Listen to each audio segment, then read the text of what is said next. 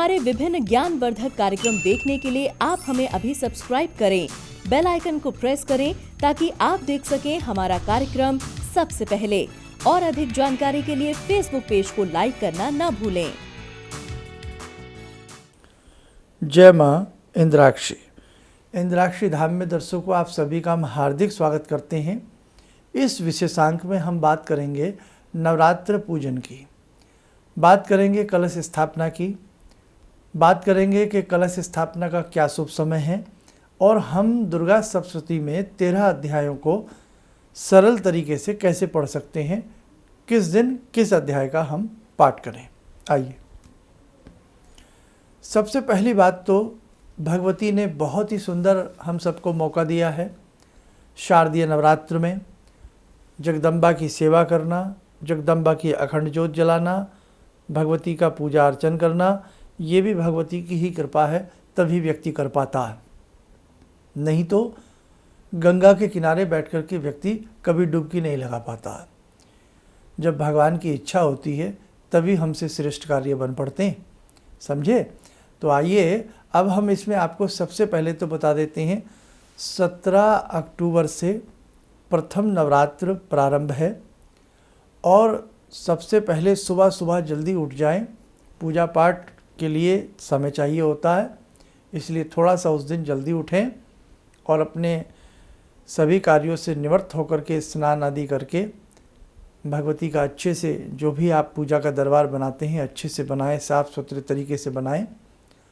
और यहाँ बीच में अपनी बात को रोक करके एक बात कह देना चाहता हूँ, ये कार्यक्रम उन साधकों के लिए है जो बिल्कुल साधारण तरीके से भक्ति करते हैं। ये किसी कर्मकांड विशेषज्ञ के लिए कार्यक्रम नहीं है। क्यों? क्योंकि उनको तो सारी विधियाँ पता होती हैं, वो तो एक एक चीज़ को अपने हिसाब से कर लेते हैं। तो कहीं वो लोग ये ना कहें कि भाई ऐसा तो नहीं होता, वैसा तो नहीं होता। तो इसलिए ये कार्यक्रम उन लोगों के लिए है जो बिल्कुल साधारण तरीके से पूजा करते हैं और जिन्हें कर्म कांड नहीं आता है, ठीक है। क्योंकि आजकल बड़ा सारी बातें समझा करके बात की जाए पहले ही तो बड़ा अच्छा रहता है। तो हमारे इंद्राक्षी चैनल को हमको देखने वाले जितने भी साधुगण हैं, साधक लोग हैं, सबको मेरा बहुत बहुत साधुवाद और भगवती की कृपा सभी के ऊपर हो। इस नवरात्र में माँ जगजननी आपके घर में पधारें और आपके बालकों को, आपको, आपके खेत खलियानों को, सभी को उनका बहुत शुभ शुभ आशीष प्रदान हो। तो हमने कहा था कि दुर्गा सप्तशती का ग्रंथ आपके पास होना चाहिए। दुर्गा सप्तशती का जो ग्रंथ है ये गीता प्रेस का लें, गोरखपुर गीता प्रेस उत्तर प्रदेश, ठीक है। बाहर बैठे जितने भी हमारे साधक हैं आउट ऑफ इंडिया, वो इसकी PDF फाइल ले सकते हैं, चाहे हिंदी वाली ले लें, संस्कृत से हिंदी वाली ले लें, कई इसके वर्जन आते हैं, वो आप लोग देख लें। अब अच्छे से भगवती का दरबार बना करके हम जो कलश की स्थापना करते हैं, मिट्टी का हो या पीतल का हो या तांबे का हो, कॉपर हो, ब्रास हो, किसी भी चीज़ का हो सकता है, स्टील नहीं होना चाहिए। और हम खेतरी भी इस बार बीज सकते हैं। खेतरी किसको कहते हैं? जयंती को, जो हम जौ बीजते हैं, इसको जयंती कहा जाता है। इसके लिए 16 अक्टूबर की शाम को 50-100 ग्राम जौ पानी में भिगो देना। 16 अक्टूबर की शाम को 50-100 ग्राम पानी में जौ भिगो देना।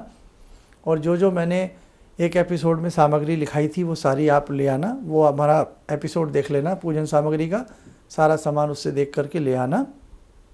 सुबह नहा धो करके भगवती का अच्छे से दरबार लगाएं, भगवती की फ़ोटो सामने रखें। और सबसे पहले आपने अगर खेती बीजनी है यानी कि जौ रोपने हैं तो आप एक मिट्टी का ऐसा कोई बड़ा सा पात्र ले लें और उसमें बालू रेता जो होती है वो ले लें या शुद्ध मिट्टी ले लें। उसको अपना उसमें पात्र में भर दें, थोड़ा सा गीला, नम गीला सा करके, और या दाहिनी ही मतलब भगवती के दाहिनी ही तरफ आप क्या करें, एक चौकी सी नीचे ही मिट्टी की बना करके या बालू रेते की बना करके अब जो आपने भीगे हुए जौ रखे हैं उसको उसमें थोड़ा थोड़ा सा रोप दें और ऊपर से हल्की सी एक लेयर और मिट्टी की डाल दें, लेकिन बीच में न डालें क्योंकि वहाँ आपको कलश रखना है। और यदि आपको लगता है कि आपके घर में इतनी जगह नहीं है तो किसी मिट्टी के पात्र में अलग से जो बोलें, पानी हल्का हल्का डालें। बहुत ज़्यादा पानी डालने से वो गल जाते हैं, अच्छे से हरे हरे नहीं हो पाते, ये आप ध्यान रखें। हल्का सा पानी नम सा, पहले दिन तो नम सी गीली मिट्टी में उन्हें रोप दें, पानी ना डालें। जहाँ ज़्यादा गर्मी हो तो हल्का सा शाम को पानी का ऐसे छींटा कर सकते हैं। और जब आप जौ बीज रहे हों, जय भगवती, जय दुर्गा, जयंती मंगला काली, कुछ भी आप अपने मन में पढ़ रहे हो, अखंड ज्योत जलानी है। हमने एक अखंड ज्योत का कार्यक्रम बनाया हुआ है, उससे आपको बहुत सारी बातें पता लगेंगी। अखंड ज्योत पर हमारा नाम डाल करके कार्यक्रम सुन लें। अखंड ज्योत बनानी है तो अखंड ज्योत भगवती के सामने रखें और उसको आप जगा लें अपने हिसाब से। अब आपको क्या करना है, जैसे हमने, अगर आपको जहाँ हमने खेती बीजनी है उसके बीच में ही हमने कलश रखना है तो कलश वहाँ आराम से रख दें, कलश के मुंह पर कलावा बांध दें और स्वास्तिक उस पर हम अच्छे से बना दें। अब हम एक शुद्ध जल ले लें, थोड़ा उसमें शुद्ध जल डाल दें, गंगा जल डाल दें, चांदी का सिक्का या 1 रुपये का सिक्का डाल दें, हल्दी की गांठ डाल दें, सुपारी डाल दें, एक पान का पत्ता हम उसमें डाल दें, ठीक है। और 2-4 चावल के दाने डाल करके उसमें आम के पत्ते, आम मीठा वृक्ष होता है, आम के 8-10 पत्ते चारों तरफ ऐसे खड़े कर दें, आम की टहनी उसमें लगा करके उसके ऊपर या तो आप किसी मिट्टी के पात्र में या किसी धातु के पात्र में थोड़ा सा चावल उसमें रख करके उसमें नारियल रख दें। और यह सबसे एक अच्छा और तरीका है, आपने जो उसमें पत्ते लगाए हैं, कहीं आम का पेड़ ना हो तो अशोक के पत्ते भी आप उसमें लगा सकते हो। अशोक का पेड़ हर जगह मिल जाता है। अशोक के पत्ते लगा करके नारियल का जो हिस्सा होता है नोकीला नीचे की तरफ कर दें, बड़ा नोकीला जो होता है जहाँ से कटता है, और जो पतला सा नोकीला हिस्सा होता है वो ऊपर की तरफ रख के नारियल उसमें कलावा बांध करके खड़ा भी कर सकते हैं, या चावल की कोई कटोरी भर के उसमें लेटा भी सकते हैं, ये आप ध्यान रखें। अब ये आपने कलश की स्थापना कर दी, सिंपल तरीके से कलश की पूजन कर लें। धूप, पंचोपचार पूजन कर लीजिएगा, धूप दीप फल फूल अर्पण कलश देवता को करके जैसा आपसे आता है नमस्कार कर लें। ज्योत आपने अखंड जलानी है, अखंड का संकल्प लेकर के जला लें, नहीं तो जब तक पाठ करें तब तक आप अपनी ज्योत जला लें। मानसिक रूप से नवग्रहों का पूजन कर करके उनको फूल चावल चढ़ा दें पंचोपचार, और नवग्रहों के साथ साथ ही आप जैसे घंटी, शंख, ज्योत सबको अलग अलग से फूल चावल आदि चढ़ा करके सबका पूजन कर लें। बड़ा ही सिंपल एक आम सी बात बता रहा हूँ, ये बहुत, मैं आपको गहराई में नहीं ले जा रहा हूँ। इसके बाद भगवती को तिलक धूप दीप आदि करके पंचोपचार भगवती का पूजन करें कि हे भगवती मुझे शक्ति दें, भक्ति दें कि मैं आज से आपके नवरात्र पूरे कर सकूं, मेरे परिवार पर हे भगवती आपका आशीर्वाद बरसे, हे माँ आपकी जय हो, हे भगवती आप आनंदित हों।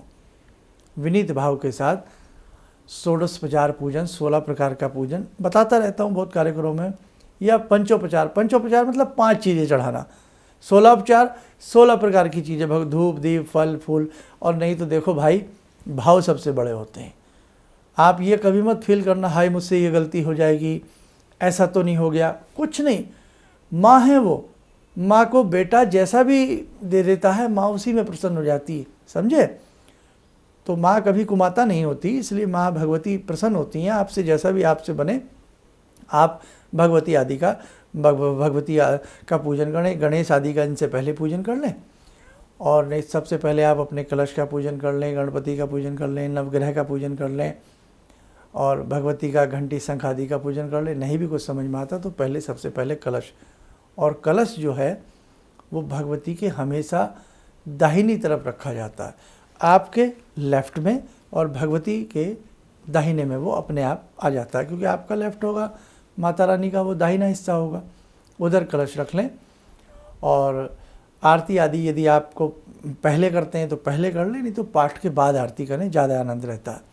अब दुर्गा सप्तशती जिनके पास है वहाँ से आपको क्या करना है वो मैं बता देता हूँ। जिन्होंने कोई गुरु मंत्र लिया हुआ है वो 1 माला या 21 बार अपने गुरु मंत्र का पाठ कर लें।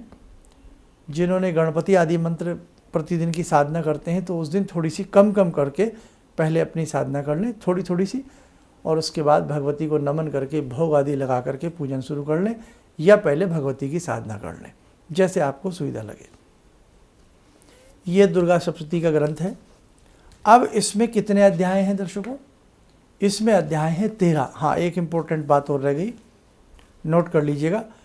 कलश की स्थापना हमें कितने बजे करनी है 17 अक्टूबर को? ये बहुत इम्पोर्टेंट सवाल है, कापी में नोट कर लीजिए या बाद में कर लेना देख करके वीडियो। सुबह 7:30 बजे से लेकर के 9 बजे तक, बहुत ही प्यारा समय है। सुबह 7:30 से 9 बजे तक शुभ की घड़ियां हैं, दिन के चौघड़ियों में शुभ की घड़ियां हैं। 7:30 से 9, ध्यान रहेगा, बहुत अच्छा समय है। 9 बजे से 10:30 तक राहु काल लग जाएगा फिर, और 10:30 के बाद उद्वेग का काल रहेगा। उद्वेग के बाद चर का समय रहेगा। चर भी अच्छा नहीं होता कलश स्थापना के लिए, उद्वेग भी अच्छा नहीं होता कलश स्थापना के लिए। और राहु काल से लोग अधिकतर डरते ही डरते हैं। 1:30 बजे से लेकर के दोपहर में 3 बजे तक का समय फिर मिलेगा। तो जब तक तो बहुत देर हो जाएगी कलश स्थापना के लिए, इसलिए बहुत सुंदर समय है।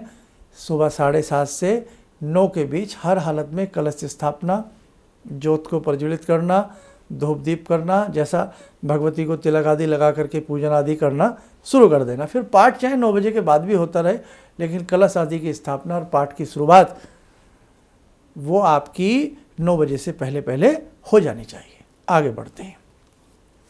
अब सबसे पहले तो मैं आपको कुछ बातें अभी बताऊंगा, लेकिन आपको दुर्गा सप्तशती में कितने अध्याय हैं? दुर्गा सप्तशती में 13 अध्याय हैं।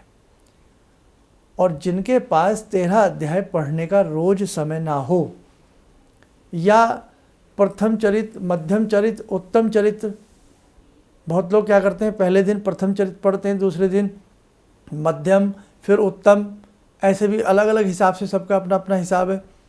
लेकिन इतना भी समय ना हो तो बहुत ही अच्छी एक मैं तरीका आपको बता रहा हूँ, जो हमेशा बताता हूँ। 13 अध्यायों का डिवाइडेशन ऐसे कर लें, नोट कर लीजिए आप। पहले दिन पहला पाठ करें, जैसे 17 अक्टूबर का दिन शनिवार है, प्रतिपदा है, प्रथम नवरात्र है, तो पहले दिन पहला पाठ करें। दूसरे दिन दूसरा और तीसरा अध्याय पढ़ें। तीसरे दिन चौथा अध्याय पढ़ें। चौथे दिन 5वां, 6वां, 7वां और 8वां अध्याय पढ़ें। 5वें दिन 9वां और 10वां अध्याय पढ़ें। 6ठे दिन 11वां अध्याय पढ़ें। 7वें दिन 12वां और 13वां अध्याय पढ़ें। ठीक है, वीडियो दोबारा सुन के लिख लेना आप।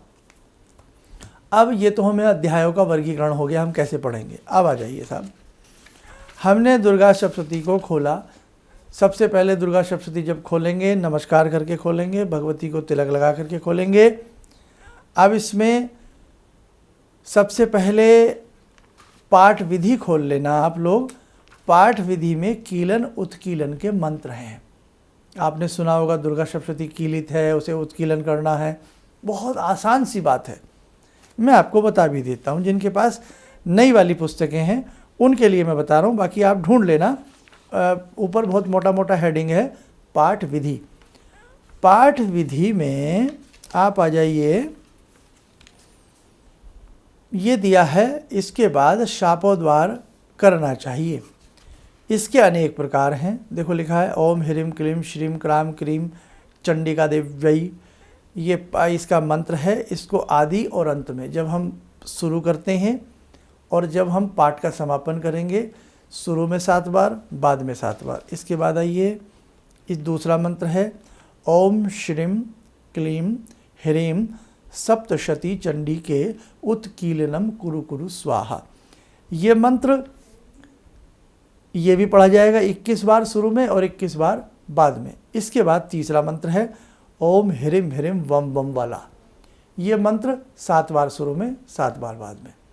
यानी कि 3 मंत्र जब हम पाठ शुरू करें, यानी कि कौन सा पाठ शुरू करें, पूरी दुर्गा सप्तशती का ये वाला। जब हम कवच पढ़ेंगे तो कवच से पहले ही ये 3 मंत्र, 2 मंत्र 7-7 बार, 1 मंत्र 21 बार शुरू में। फिर जब हमारी पाठ पूरा हो जाएगा तो ये 3 मंत्र 2 7-7 बार, 1 21 बार फिर पढ़ेंगे। समझ गए? तो इससे कीलन उत्कीलन हो जाता है, शुद्धि हो जाती है, आप चिंता ना करें। अब आ जाइए दिव्या कवच।